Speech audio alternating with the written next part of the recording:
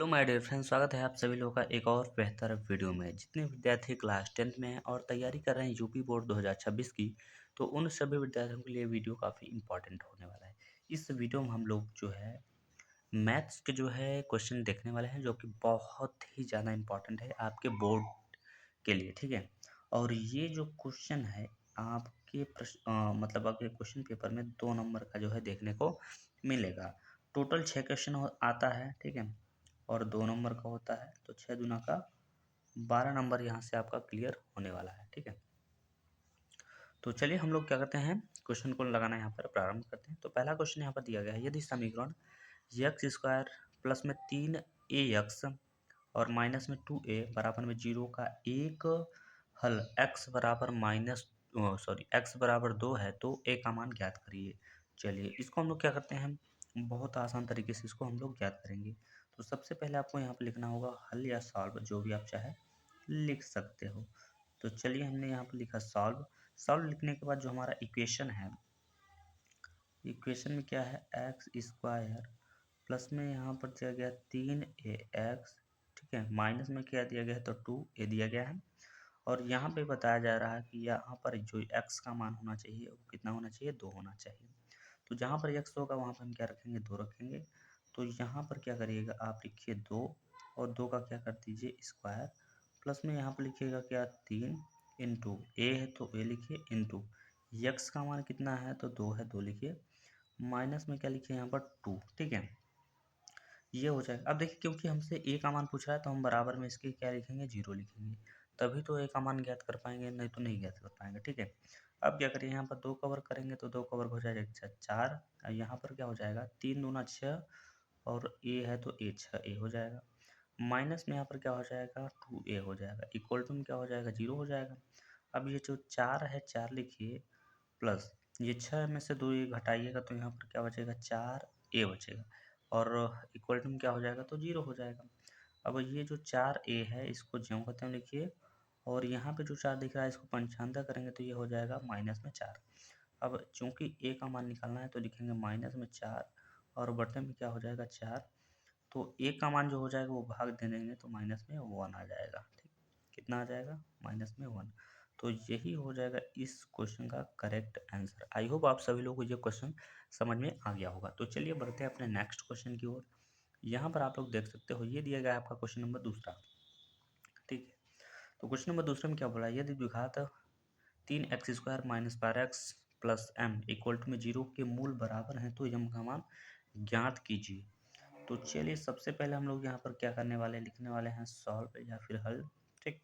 उसके बाद क्या लिखेंगे, इक्वेशन जो दिया गया है यानी 3x स्क्वायर और माइनस में यहाँ पर दिया गया है 12x प्लस में यहाँ पर दिया गया है m इक्वल टू में दिया गया है 0।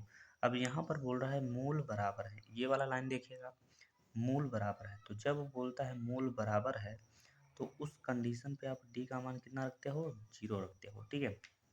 क्या रखते हैं, 0 रखते हैं।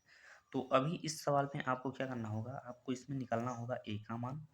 अब ए का मान निकालने के लिए हमें ध्यान देना होगा एक्स स्क्वायर का गुणांक। तो एक्स स्क्वायर का गुणांक यहाँ पर 3 है तो 3 हो जाएगा, और बी का मान निकालने के लिए हमें एक्स का गुणांक देखना होता है, यानी कितना, माइनस में 12, और सी का मान आपको साफ साफ दिख रहा है कितना, एम, ठीक।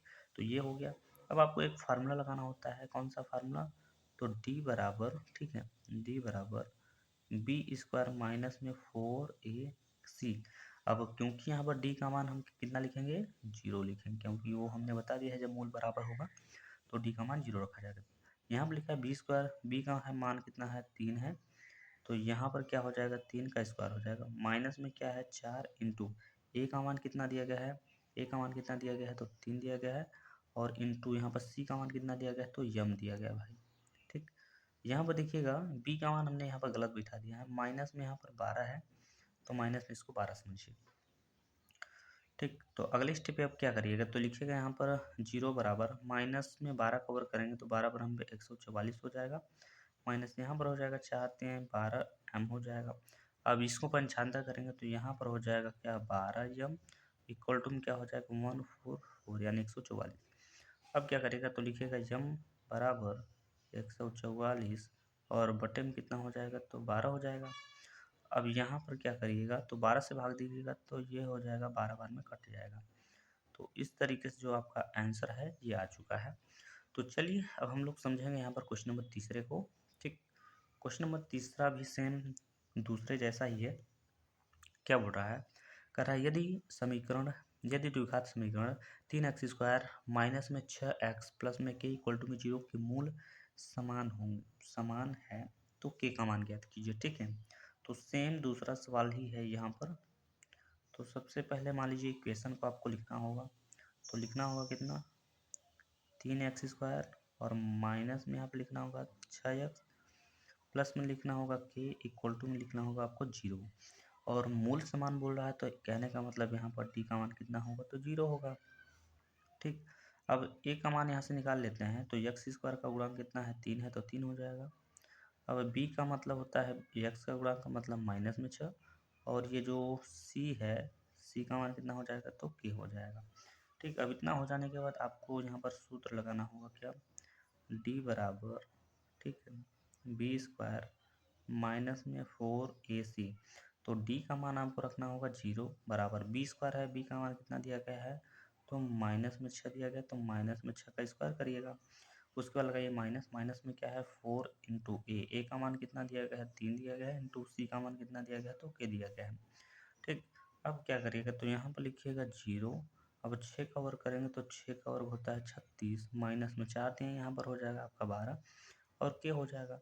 अब ये 12 के जो है ये माइनस में है, तो इसको हम पंचांतर करेंगे तो ये हो जाएगा 12 के, ठीक है, और बराबर में कितना हो जाएगा, तो 36 हो जाएगा। अब देखिएगा अगले स्टेप पे क्या करिएगा, तो फिर लिखिए यहाँ पर k बराबर, यहाँ पर लिखिएगा 36 और बट्टे में क्या करिएगा, 12 करिएगा।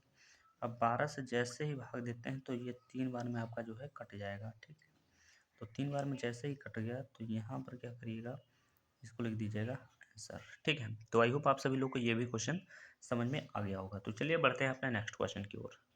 तो चलिए यहाँ पर आप लोग देखेंगे क्वेश्चन नंबर 4। क्वेश्चन नंबर 4 में क्या बोल रहा है, समांतर श्रेणी 21, 18, 15 का कौन सा पद -81 है। ठीक है, तो चलिए भाई ये सवाल है, तो सबसे पहले हम लोग लिखने वाले हैं सॉल्व। और सॉल्व लिखने के बाद अब देखिए हमारा ये जो है ये प्रथम पद है, ये द्वितीय पद, ये तृतीय पद।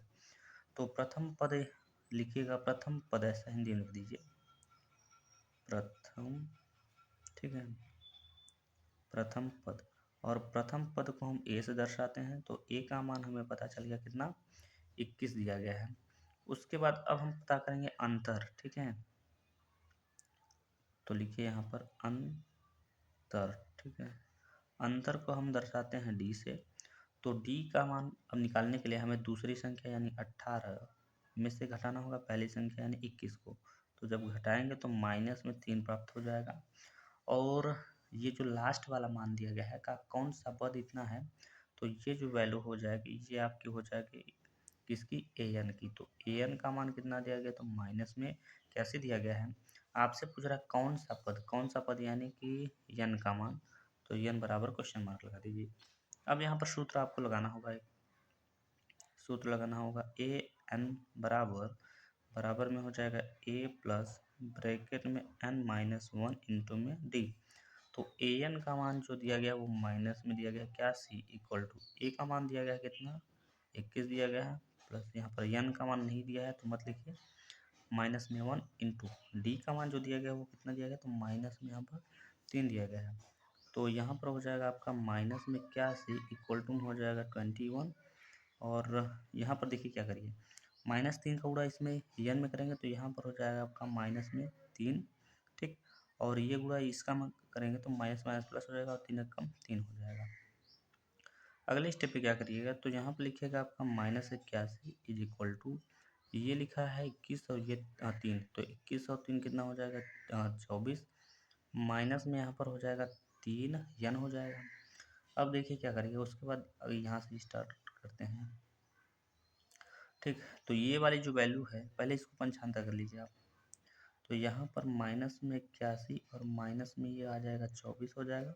यहाँ पर आपका माइनस में 3 एन बचेगा, तो 4 और 1 हो जाएगा 5 और 8 और 2 कितना हो जाएगा, तो 10 हो जाएगा। मतलब माइनस में 105 हो जाएगा और यहाँ पर हो जाएगा माइनस में 3 एन। तो अब क्या करिएगा, n की मान निकालना है तो यहाँ पे लिखेंगे 105 बटे में कितना लिखेंगे माइनस में 3 इज इक्वल टू क्या हो जाएगा n। तो 3 से भाग दीजिएगा तो यहाँ पर n बराबर 3 तरीक का 9 और 3 5 15, तो 35 जो है n का मान निकल के आ चुका है। तो ये हो गया है आपके क्वेश्चन का करेक्ट आंसर। ठीक है, तो चलिए समझते हैं अपने नेक्स्ट क्वेश्चन को। यहाँ पर आप लोग देख सकते हो ये दिया गया है आपका क्वेश्चन नंबर 5, और क्वेश्चन नंबर 5 में क्या बोल रहा है, कह रहा है 1 से 100 तक की सभी प्राकृत संख्याओं का योग ज्ञात कीजिए। ये आपसे क्वेश्चन पूछ रहा है। ठीक है, तो चलिए सॉल्व हमने लिख दिया है। अब सॉल्व लिखने के बाद अब हमें क्या क्या करना होगा, तो इसमें अगर 1 से 100 तक मान लीजिए हम संख्या लिखेंगे, जैसे मान लीजिए 1, 2, 3, 4 डॉट डॉट करके ये पूरा 100 तक है। ठीक, तो इसमें जो प्रथम पद होगा यानी ए का मान होगा, ए का मान 1 होगा। ठीक, प्रथम पद हो गया। उसके बाद सभी संख्या कितनी है, तो सभी संख्या 100 है, तो यानी n का मान 100 हो गया। और उसके बाद अंतिम संख्या, तो अंतिम संख्या 100 ही है, अंतिम यानी लास्ट बोला जाता है, तो लास्ट संख्या कितना है, तो 100 ही है, ये हो जाएगा। अब इतना हो जाने के बाद आपको निकालना होगा क्या, इसका सूत्र लिखना होगा और उसके बाद इसका मान निकालना होगा। तो आपको लिखना होगा 1 से 100 मतलब 1 से 100 तक की संख्याओं का योग, ऐसे लिखना होगा। लिखेंगे 1 से 100, ठीक है, तक, ठीक है, तक की संख्याओं